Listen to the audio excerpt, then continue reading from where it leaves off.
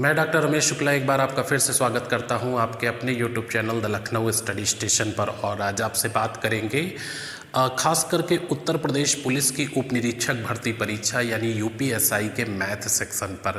क्योंकि मुझे ऑफलाइन पढ़ाते हुए और ऑनलाइन में ये अनुभव हुआ है कि मैथ प्रॉब्लम मैक्सिमम बच्चों की है, मैक्सिमम बच्चों की मैथ प्रॉब्लम है और उन्हें ये संशय है, उन्हें ये भय है कि इसमें हम क्वालिफाइंग मार्क्स कैसे लाएंगे। यानी अगर आपका 100 नंबर का मैथ सेक्शन का पेपर है जिसमें मानसिक योग्यता भी कुछ जुड़ी हुई है, अगर ये 100 नंबर का हम मैथ का पेपर मांग लेते हैं तो इसमें 40 क्वेश्चन दिए हुए हैं और 40 क्वेश्चन पर क्वेश्चन जो वैल्यू है वो 2.5 मार्क्स है। ये आपकी वैल्यू है पर क्वेश्चन, नंबर आप क्वेश्चन 40 हैं। 100 मार्क्स का ये पेपर है। इसमें आपसे कहा गया है कि 35% मार्क्स लाना कंपलसरी है क्वालिफाई करने के लिए। इसका मतलब है कि 14 क्वेश्चन सही ही होने चाहिए। अगर 40 में 14 क्वेश्चन से कम हो जाता है तो आप किसी भी सेक्शन में कितना बेहतर करें, पूरी परीक्षा प्रणाली से बाहर हो जाएंगे, मेरिट ऑर्डर लिस्ट में आपको शामिल नहीं किया जाएगा। तो ये 14 क्वेश्चन कंपलसरी हैं। अब बहुत सारे ऐसे बच्चे हैं जिनका मैथ बैकग्राउंड नहीं रहा लेकिन यूपीएसआई में बैठ रहे हैं तो मैथ उन्हें क्वालिफाई करना ही होगा।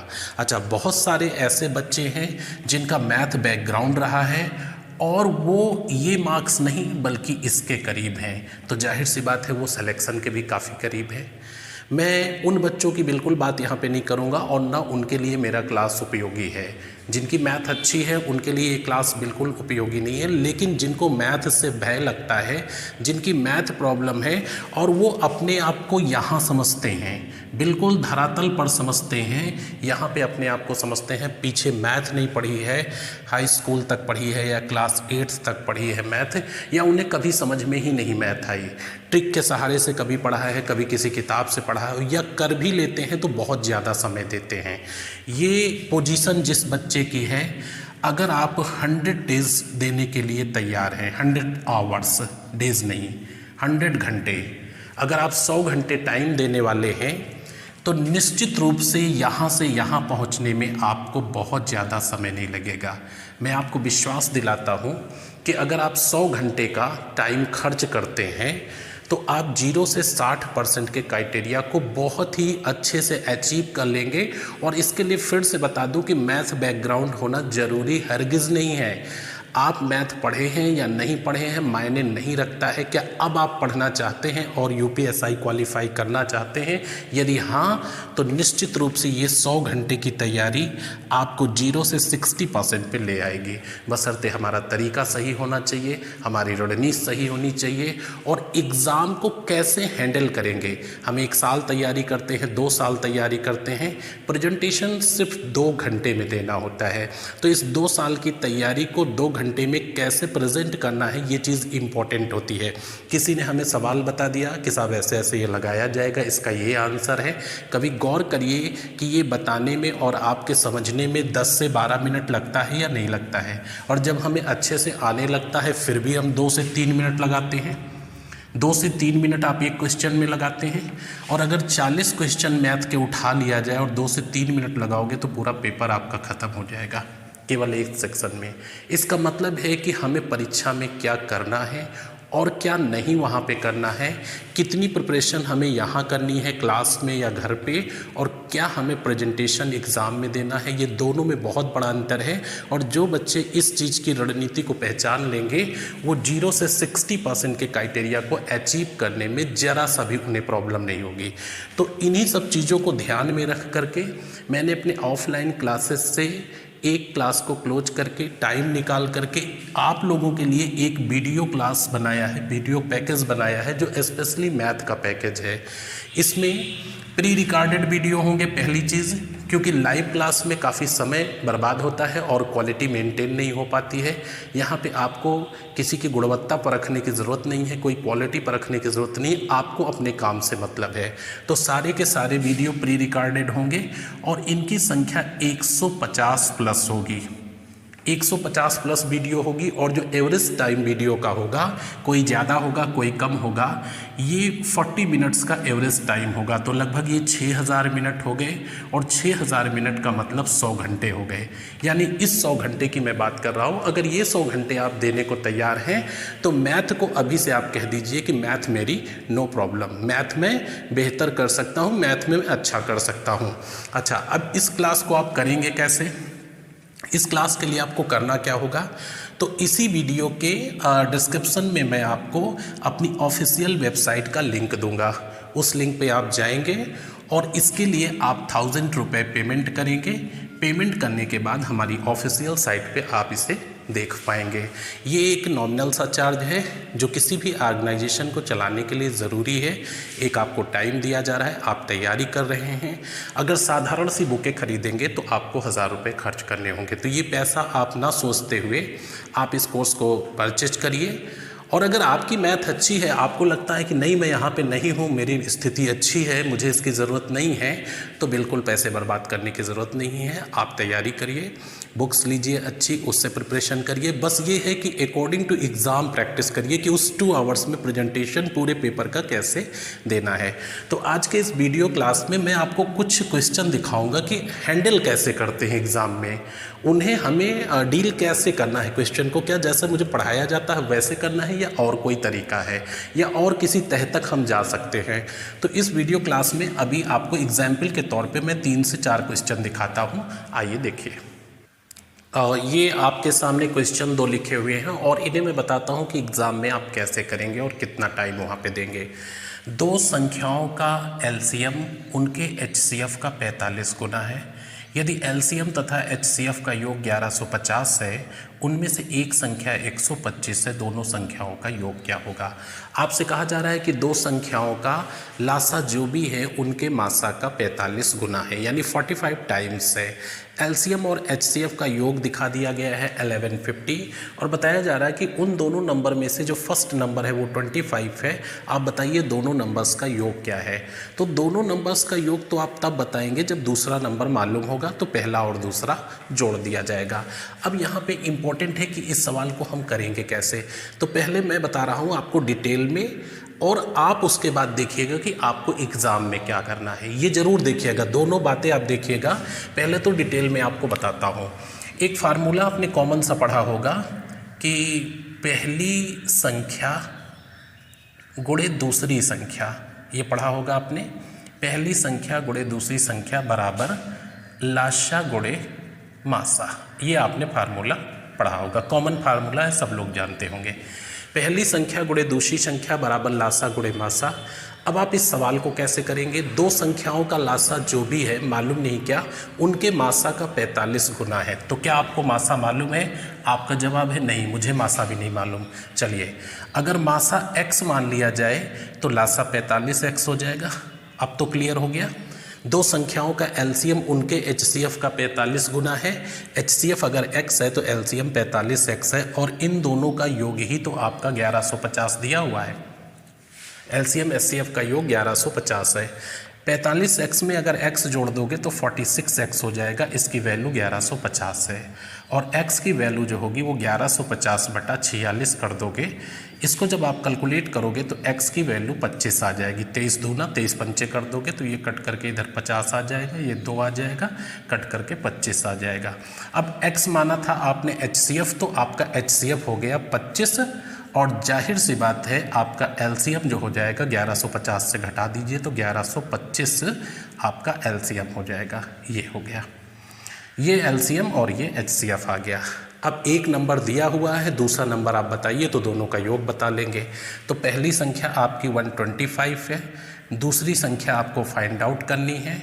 एलसीएम इसका 1125 है और एचसीएफ इसका 25 है। सेकंड नंबर निकालना है, इसको बाहर लिख लीजिए। तो 1125 गुणे 25 और बटा 125, इसको कैलकुलेट करेंगे तो 225 आ जाएगा। तो सेकंड नंबर 225 आ गया और फर्स्ट नंबर 125 आपको मालूम ही था। आप उसको उठा करके जोड़ दीजिए, 350 आंसर आ जाएगा, 350। एक तरीका तो ये करने का है और दूसरा तरीका हम आपको बताते हैं कि इस सवाल को कुछ नहीं करना। पहले आप इसको समझ लीजिएगा अच्छे से, और ये सवाल भी सेम है। इस सवाल को भी आप एज इट इज़ ऐसे कर सकते हैं। लेकिन देखिए, आपको अगर यही सवाल एग्ज़ाम में आ जाता है तो आपको किस तरह से हैंडल करना है इस सवाल को, ध्यान से देखिएगा। दो संख्याओं का लासा मासा का 45 गुना है। आपको कुछ नहीं करना है, इसको दो कोप्राइम फैक्टर में डिवाइड करना है। इसके कोप्राइम फैक्टर क्या बन जाएंगे? सह अभाज्य 5 और 9, दो कोप्राइम फैक्टर बन गए। जो दी गई संख्या है इन दोनों में से किसी एक से विभाजित होगी। रीज़न क्या है कि ये कोप्राइम फैक्टर है तो कभी भी दोनों से विभाजित नहीं हो सकती है। ये जो कोप्राइम फैक्टर आपने इसके किए हैं इन दोनों में से किसी एक से विभाजित होगी। जिससे विभाजित हो जाए उससे डिवाइड कर दीजिए, और यदि दूसरा नंबर पूछ रहा है तो 9 रख दीजिए, और बाय द वे दोनों नंबर का योग पूछ रहा है तो 9 5 14 रख दीजिए। 5 से यहाँ काट दिया 25, 25 गुणे 14 350। ये आपका आंसर हो गया। बहुत ही इजी वे में आप बता सकते हैं। कोप्राइम फैक्टर लेना है, जो टाइम से गुना है उसका कोप्राइम फैक्टर लेंगे। जो कोप्राइम फैक्टर आएगा जिससे ये कट रहा है पहली संख्या उससे काट दीजिए, जिससे नहीं कट रहा है उससे गुणा कर दीजिए, दूसरा नंबर निकल आएगा। और दोनों का योग चाहिए था तो फिर अनुपातिक योग रख दीजिए, 14 आ जाएगा। आसानी से 350 आंसर आ गया।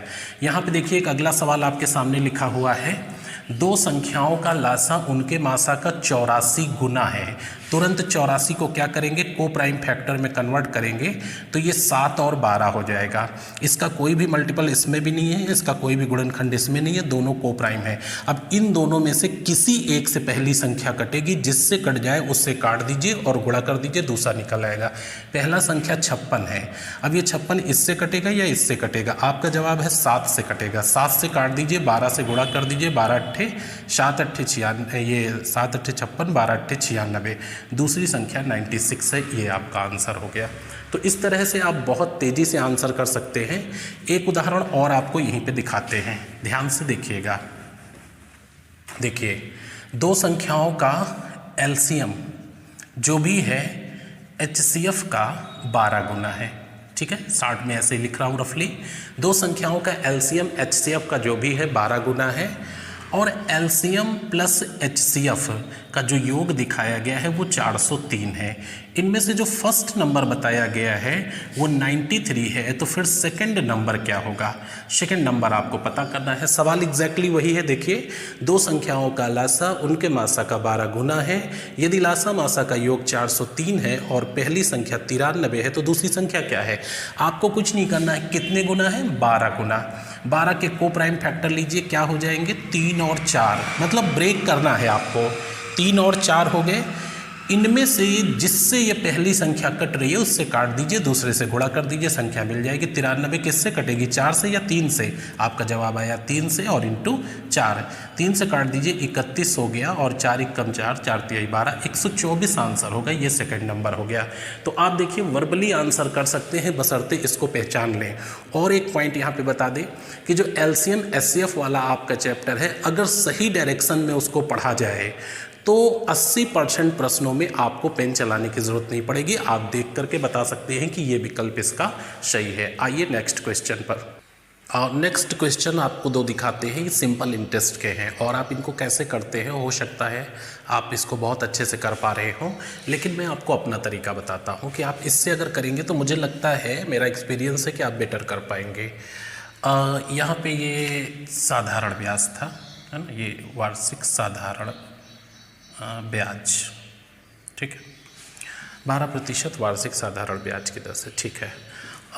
5,000 रुपये की धनराशि साधारण ब्याज की एक निश्चित दर से 3 वर्ष में 6,135 रुपये हो जाती है। यदि ब्याज की दर 3% अधिक होती तो यह राशि क्या होती? क्लियर हो गए होंगे। 5,000 रुपये की धनराशि यानी प्रिंसिपल दिया है, साधारण ब्याज की एक निश्चित दर से, इसका मतलब दर नहीं मालूम है, 3 साल में 6,135 रुपये हो जाती है। Full stop. यदि ब्याज की दर 3% अधिक होती तो यह राशि क्या होती? ऑप्शन दिए हैं।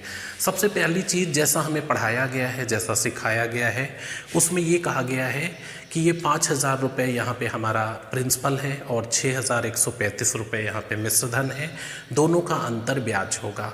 अब अगर ब्याज मालूम है टाइम मालूम है और मूलधन मालूम है तो ब्याज की दर निकाल लेंगे। जो भी ब्याज की दर आएगी उसमें 3% उठा करके जोड़ देंगे। अब नई ब्याज की दर बन जाएगी और इस नई ब्याज की दर जो कि पहले से 3% ज़्यादा है, आप इसका ब्याज निकाल लेंगे और निकाल करके इसमें जोड़ देंगे तो आप यहाँ पे पहुँच जाएंगे। लेकिन हम आपको ऐसा कुछ नहीं बताएंगे, आप इसको इस तरह से करके देखिएगा, बहुत ही टाइम टेकर मैटर है। हम आपको यहाँ पे एक बेहतर तरीका बता रहे हैं। ब्याज की दर जो भी पहले थी उससे मुझे कोई मतलब नहीं है। ब्याज की दर जो भी पहले रही हो, 2%, 4%, 10%, फ्रैक्शन में रही हो, दशमलव में रही हो, उससे मुझे कोई मतलब नहीं है। उसने अपनी हैसियत से 3 साल में इस 5,000 रुपये पे जो भी ब्याज देना था दिया और उसको उठा करके यहाँ पहुँचा दिया। यदि दर 3% ज़्यादा होती तो क्या होता? यदि दर पर 3% ज़्यादा होती तो इस हैसियत से उसी मूलधन पर इतने समय में थोड़ा सा ब्याज और देती, ये राशि और ऊपर गेन कर जाती। तो यदि 3% दर अधिक होती तो उसी धन राशि पर मीन्स 5,000 पर उसी समय में मीन्स 3 साल में अपनी नई हैसियत यानी 3% से क्या ब्याज दे सकती है? मूलधन गुणे दर गुणे समय बटा 100, ये ब्याज आपका 9 और 9 पच्चे 45, 450 रुपये हमें एक्स्ट्रा ब्याज मिलता। और 450 रुपये अगर एक्स्ट्रा ब्याज मिलता तो जो राशि निश्चित दर से यहाँ आई थी वो राशि 450 रुपये और आगे बढ़ जाती और 450 उठा करके अगर हम इसमें जोड़ देंगे तो ये 5, 8, 5 और 6,585 रुपये आपका ये आंसर हो जाएगा। इसका मतलब है कि हम वर्बली आंसर कर सकते हैं। 3 त्रिक का 9 पचे 45, 450 जोड़ दीजिए, आंसर आपका आ गया। दर पहले क्या थी आपको हरगिज़ ज़रूरत नहीं है, तो आपको इस तरह से करने की ज़रूरत है। अच्छा, जो ब्याज को प्रभावित करने वाले तत्व हैं वो सिर्फ 3 हैं। कौन कौन से हैं? प्रिंसिपल है, रेट ऑफ इंटरेस्ट है और टाइम है। इन तीनों में अगर किसी भी प्रकार का परिवर्तन कुछ भी होता है तो ब्याज में निश्चित रूप से परिवर्तन होगा। अब एक सवाल और आप देखिए, काफ़ी इंटरेस्टिंग लिखा हुआ है और आप यहाँ पे देखेंगे तो आपको ये सवाल कठिन लगेगा। 12% वार्षिक साधारण ब्याज की दर से एक धनराशि का 3 वर्ष का जो साधारण ब्याज है वो 3200 रुपये है। 3 वर्ष का साधारण ब्याज धनराशि से 3200 रुपये कम है। ठीक है, फिर से पढ़ देता हूँ। 12% वार्षिक साधारण ब्याज की दर से एक धनराशि का 3 वर्ष का साधारण ब्याज धनराशि से 3200 रुपये कम है। आपसे पूछा जा रहा है कि धनराशि क्या है, यानी प्रिंसिपल क्या है, इंटरेस्ट क्या है और अमाउंट क्या है। मीन्स ना तो हमें मिश्रधन मालूम है, ना मूलधन मालूम है और ना ब्याज की राशि मालूम है। इनमें तीनों में से मुझे कुछ भी नहीं मालूम है, तो इसको कैसे क्लियर करेंगे ये इम्पोर्टेंट है। अब आप ध्यान से देखिए, आपको आर मालूम है और टी मालूम है, यानी टाइम और रेट ऑफ इंटरेस्ट मालूम है। यदि आपको आर टी मालूम है तो आप इससे PIA जनरेट कर सकते हैं। PIA जनरेट कर सकते हैं। A का मतलब P प्लस I ही होता है। अगर RT मालूम है तो PIA जनरेट कर सकते हैं। R आपका क्या है 12% और T क्या है 3 ईयर। अब आप देखिए परसेंटेज का मतलब क्या होता है। दर हमेशा परसेंटेज में होती है और प्रतिशत वह भिन्न है जिसका हर 100 होता है। इसका मतलब है कि एक साल में 100 रुपये में 12 रुपये ब्याज मिलते हैं। तो यहाँ पे एक कॉमन सा फार्मूला है कि ये प्रिंसिपल अगर 100 रुपये है तो साधारण ब्याज प्रतिवर्ष एक जैसा होता है, तो 3 साल में कितना हो जाएगा 36 रुपये और मिश्रधन क्या हो जाएगा 136 रुपये। तो 136 136, 100 रुपये पे 12 रुपये एक साल में, 3 साल में 36 रुपये, 12 तिहाई 36 और ये अमाउंट हो गया 136। अब आपसे कहा जा रहा है कि एक धनराशि का 3 वर्ष का साधारण ब्याज धनराशि से 3200 रुपये कम है, तो साधारण ब्याज धनराशि से 3200 कम है। आपका ये साधारण ब्याज धनराशि से कितना कम है 64 कम है, 64 कम है। यहाँ पे देखिए ब्याज का और मूलधन का अंतर कितना 64 है और यहाँ पे क्या है 3200 है। तो जो वो 3200 है वही तो ये 64 है। अब अगर आपको चाहिए कि मूलधन क्या है, तो 100 रख दीजिए, आंसर आ जाएगा। ब्याज की राशि क्या है, तो 36 रख दीजिए, आंसर आ जाएगा। और प्रिंसिपल क्या है, तो 136 रख दीजिए, आंसर आ जाएगा। हमें प्रिंसिपल निकालना है, इंटू 100 कर देंगे और इसको आप काट देंगे, 5 बार कट जाएगा, आंसर आ जाएगा। इसका प्रिंसिपल 5000 रुपये है। तो जो भी आपको फाइंड आउट करना है ऊपर रख देंगे। दिया 64 है। 64 क्या है, ब्याज की राशि मूलधन से कम है, ब्याज की राशि मूलधन से कम है। वहाँ 3200 कम है, यहाँ 64 कम है। इसका कंपैरेटिव स्टडी किया गया है। तो आरटी मालूम हो तो पीआईए जनरेट कर सकते हैं। मान लीजिए आपसे कहा 7% की दर से 5 साल में, तो कुछ नहीं बोलना है, 100 7 × 5 = 35 135 135 135 जो दिया है उसको नीचे रख दीजिए और जो पूछा जा रहा है उसको ऊपर रख लें। आइए नेक्स्ट क्वेश्चन पर। ये आपके सामने लास्ट क्वेश्चन लिखा हुआ है, 5 नंबर एग्जाम्पल है। इसके पहले 4 बता चुका हूँ। पार्टनरशिप का है, साझेदारी का है, और आपका जो यूपी पुलिस का पाठ्यक्रम है, चाहे वो सब इंस्पेक्टर भर्ती परीक्षा का हो, ये कांस्टेबल, दोनों में ये बाकायदे चैप्टर मेंशन है। साझेदारी यानी भागीदारी, भागीदारी नाम से ये मेंशन है। पार्टनरशिप तो काफ़ी अच्छा सा सवाल है पार्टनरशिप का। अजय ने 65,580 रुपये लगाकर एक वर्कशॉप खोला। 3 माह के बाद 20% अधिक पूंजी के साथ विजय उसका साझेदार बन गया। 3 माह बाद विजय 20% अधिक पूंजी के साथ उसका पार्टनर बन जाता है और वर्ष के अंत में वर्कशॉप का जो टोटल प्रॉफिट होता है वो 11,400 रुपये होता है। पूछा जा रहा है कि विजय का हिस्सा क्या है, ऑप्शन दिया है। तो सबसे पहली चीज़ क्या होती है कि जो लाभ होता है व्यापार का वो 2 चीज़ों से गवर्न होता है, और ये 2 चीज़ें कौन कौन सी हैं, तो पूंजी और समय है। यानी आपने क्या लगाया है और कितने समय के लिए लगाया है, इससे गवर्न होगा आपका प्रॉफिट क्या हुआ है। अजय ने 65,580 रुपये लगाया है। आपको इस अमाउंट से दूर दूर तक कोई मतलब नहीं है और हम अपनी गणना में इस अमाउंट को कतई शामिल नहीं करेंगे। जब दूसरे व्यक्ति का पैसा परसेंटेज में कंपैरिजन पहले व्यक्ति से किया जा रहा हो तो दिए गए पहले व्यक्ति के अमाउंट से कोई मतलब नहीं है। अमूमन हमें सिखाया क्या जाता है कि इसका 20% निकाल लीजिए अजय का पैसा, और जो 20% आएगा उसी में जोड़कर विजय की हम पूंजी जनरेट करेंगे और फिर टाइम से गुणा करके और रेशियो निकालेंगे। आफ्टर दिस डिस्ट्रीब्यूट करेंगे प्रॉफिट को। तो यहाँ पे आप देखिए कि अगर हम इसे ना टच करें तो इसका आंसर हम दे कैसे सकते हैं। अजय ने जो भी पैसा लगाया वो नेचुरली 100% था। इसके कंपैरिजन में विजय ने 20% लगाया यानी 120%। अब अगर इन दोनों में रेशियो निकाला जाए तो 5 और 6 का रेशियो हो नहीं गया।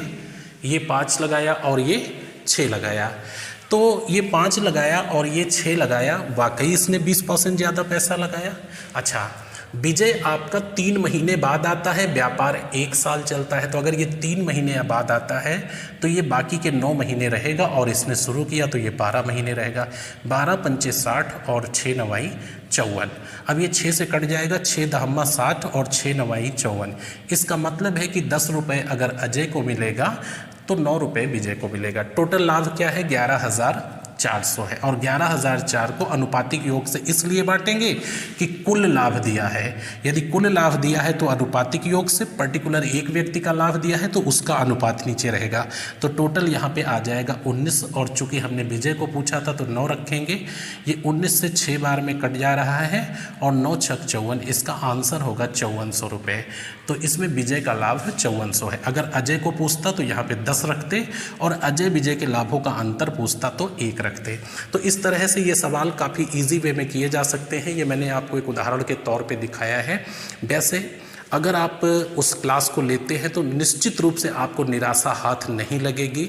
अब तक जो भी आपने क्लास पढ़े हैं, मेरा अनुभव कहता है कि आप निश्चित रूप से बहुत बेहतर कर पाएंगे। बस आपको 100 घंटे टाइम देना है और अप्रॉक्सीमेट 40 मिनट का एक वीडियो क्लास होगा। कोई ज़्यादा हो सकता है, कोई कम हो सकता है। ये 6000 मिनट जो है निश्चित रूप से आपको 0 से 60% पे पहुंचा देंगे। तो मिलते हैं नेक्स्ट वीडियो में, तब तक के लिए बहुत सारी शुभकामनाएं। धन्यवाद।